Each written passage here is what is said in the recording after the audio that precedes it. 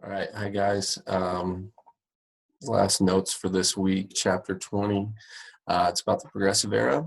Um, the standard of living is going to get a little bit better at this time. What that means is like the amount that people are paid or their lifestyle or, how long they live is going to increase and get better.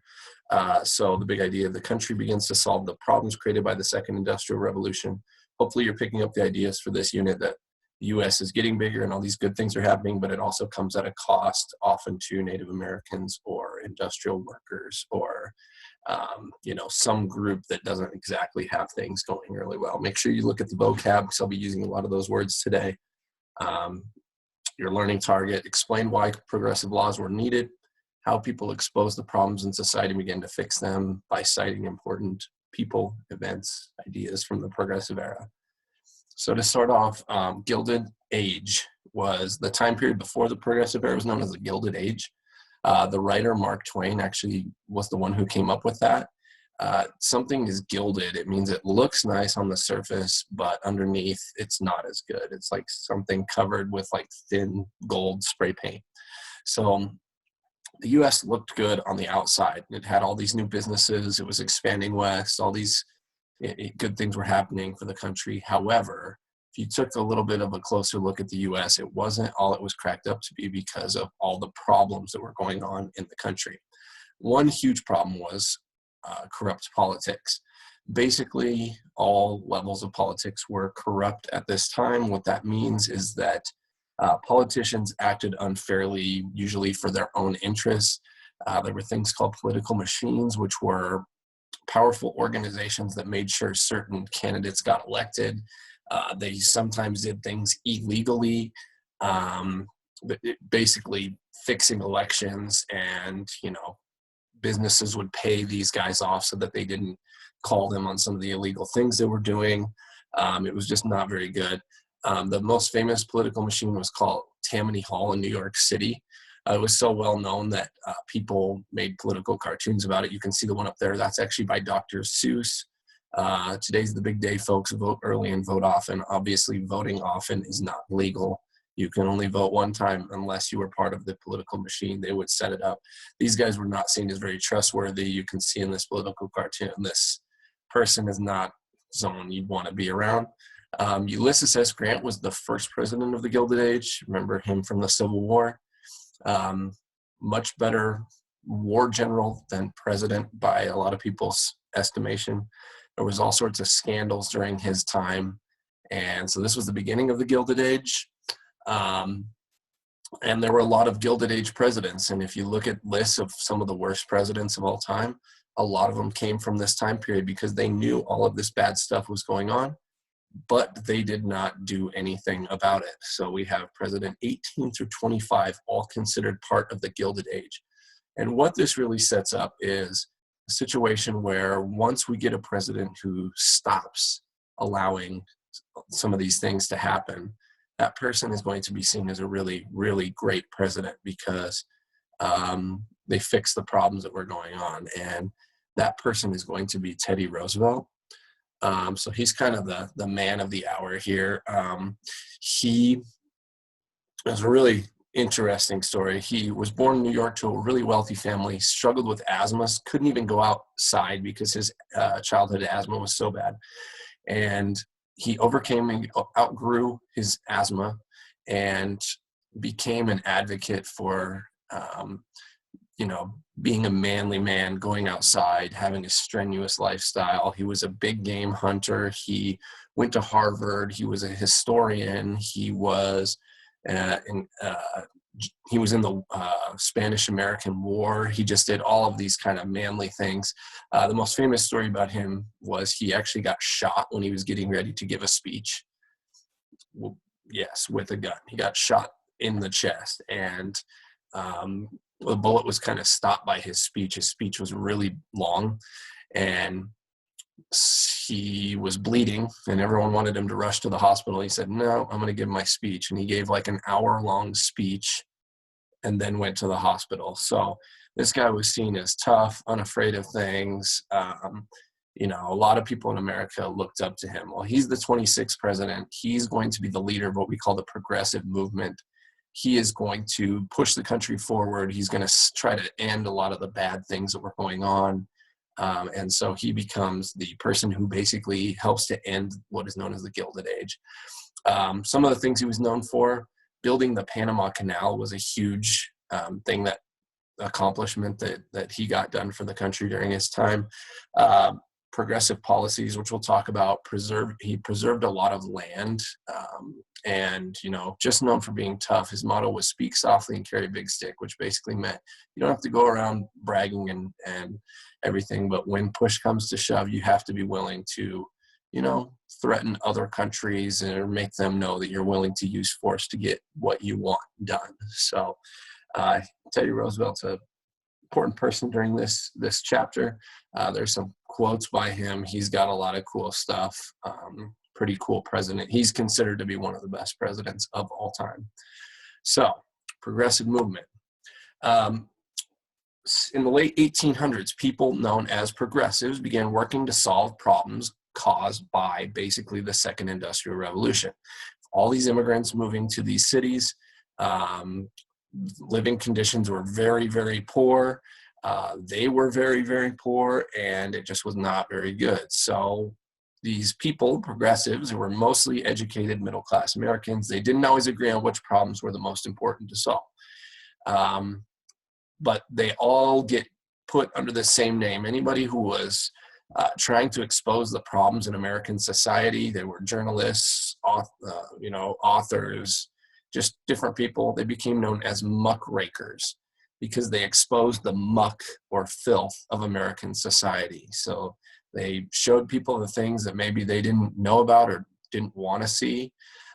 Some of the things that they were trying to solve, you know, poverty, child labor, some of them racial discrimination, slum housing, education. There's tons of things. This lady at the bottom of the screen is kind of cool. Her name is Ida Tarbell. She actually wrote about John D. Rockefeller and how his kind of shady business practices allowed him to build Standard Oil, his company, into the largest oil company in the world, and allowed him to get billions of dollars. Now, John D. Rockefeller had enough money that he could have easily just had this woman eliminated, killed, basically. But she was unafraid, attacked him, showed people what he did, and this called for people to say, you know, we should stop monopolies from happening. We should make better laws with business so that one person can't make billions while other people are living on the streets. You see this book up here at the top. It's How the Other Half Lives. This guy was a photojournalist, Jacob Riis. He went and took a bunch of pictures of people living in inner cities in America, and I'll show you some of those here in a second. And you know, his message was, look, we're supposed to be the richest country, the biggest upcoming country in the world, and we've got like kids living on the street with no shoes, homeless, and all these different horrible conditions. The message was, hey, this is not right. Something needs to be done about this. Many women were involved in the progressive movement because they didn't have a lot of opportunities in other parts of society. Women's rights also becomes a bigger topic at this time. And, you know, so these are some of the people that are trying to get some of these issues solved. Here's some pictures from that book, How the Other Half Lives. You can see just overcrowded, dirty conditions, people living in a lot of poverty, even though we have all these billionaires and people with all sorts of money and success. So some things had to change. One of the big things that had to change was city planning. So life expectancy in big cities in the U.S. at this time was very low. It's like 30s, 40s. And part of the reason why was sanitation. Things were not clean. You can see this picture of this time period with all this trash just piled in the streets of the city.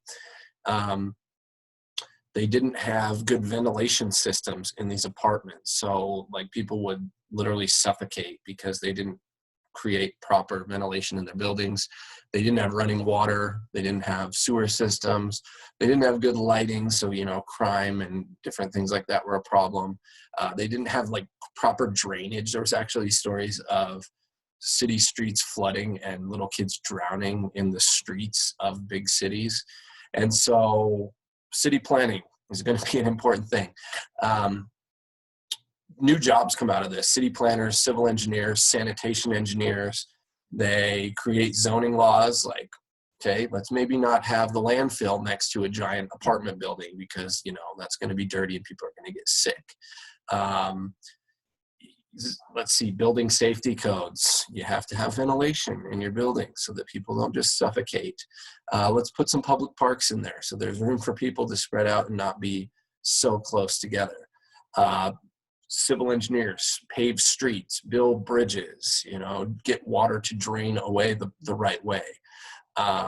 Sanitation engineers, let's pick up people's trash. Let's control pollution. Let's get some water supplied in some of these places. As they start to do this, the life expectancy, how long people live in these big cities, goes up dramatically. These people saved, you know, lots of lives and allowed people to live way better by just cleaning up kind of the mess. And so this was an important part of the progressive movement that doesn't always get a lot of recognition, but it was extremely important. Education was another thing that needed to be improved. They started making laws requiring attendance at school that are still in effect today. Kindergarten was a way to like integrate immigrant children into American society, teach basic social skills, classes in citizenship, health and job training. John Dewey, this is the guy that's considered the father of progressive education. He wanted children to learn problem-solving skills they could use in everyday life. He wanted to make schools useful for, you know, these kids to help pull themselves out of poverty and give them the chance at the American dream to improve their situation. So again, there are three presidents that are considered progressive presidents: Roosevelt, William Howard Taft, and Woodrow Wilson. The laws that were passed: Pure Food and Drug Act. You should have read the articles about the jungle, the excerpt from the jungle. That was a book written at this time. Please read that if you have not. And the Meat Inspection Act is the next one that goes along with this. The food, like there were no laws for businesses. They could put anything into their meat and just call it, you know, special beef or whatever, and it could literally be rats and all sorts of nasty stuff. So they get these laws passed where the government's actually going to go and inspect the food that we eat, so we make sure it's not rats or human beings or any of that nasty stuff that you read about. They pass laws for income taxes, tariffs,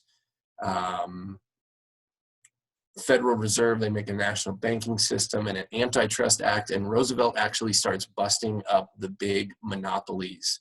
And that was a big thing that he did. He didn't allow companies to control so much of an industry that they could just charge whatever price they wanted. That's still something that we do today. Companies like AT&T used to control the phone services in the US, and the government went in and busted that up so that, you know, we could have competing companies so that the prices for our phones can be lower because you got people competing rather than just one company charging whatever they want. So these are ways to help the American people. Women, like I said, they were often muckrakers or social reformers. Two things that they were really big into were first of all, the temperance movement, which was, they thought alcohol was the root of a lot of these poor people's problems. And so they moved to make alcohol illegal, and they actually are successful in this in 1919 with the 18th Amendment. You can see some people from the temperance movement down here in the bottom. You know, they maybe need a little work on their marketing down here, guys. I'm not sure that this would be an effective way to make me not, you know, drink. Anyway, I'm not going to touch on that much, but so anyway, alcohol is made illegal. Also, the 19th Amendment is passed during this time, giving women the right to vote. The women's right to vote is called suffrage. And so those were two important laws. We talked about the like prohibition and the effects that had on the country, which were not very good. But anyway, so that was a failed experiment right there. It turns out alcohol wasn't the problem. It was some of the other things that we've talked about. Last section of labor reform and equal rights. First of all, child labor. Basically, little kids were working in mines, factories, selling newspapers, doing all sorts of jobs to help support their family because they didn't have enough money. Progressives wanted this to stop. However, during this time, the Supreme Court actually ruled that child labor laws were unconstitutional, and so this does not change for a while. One of the ways that they went around this was by making it illegal for kids not to go to school. So that was a way around like the fact that they couldn't get child labor laws passed, but we got children working in poor conditions for years after this. The sad thing about this is there was no rules as to like workplace safety, and so a lot of children were killed or seriously injured in some of these workplaces because like they were working in mines and factories as young as 5-10 years old. Workplace safety, they did get some workplace safety stuff passed during this time. One of the things that caused this to happen, first of all, people were getting hurt left and right. Second of all, there was something called the Triangle Shirtwaist Fire on March 25th, 1911.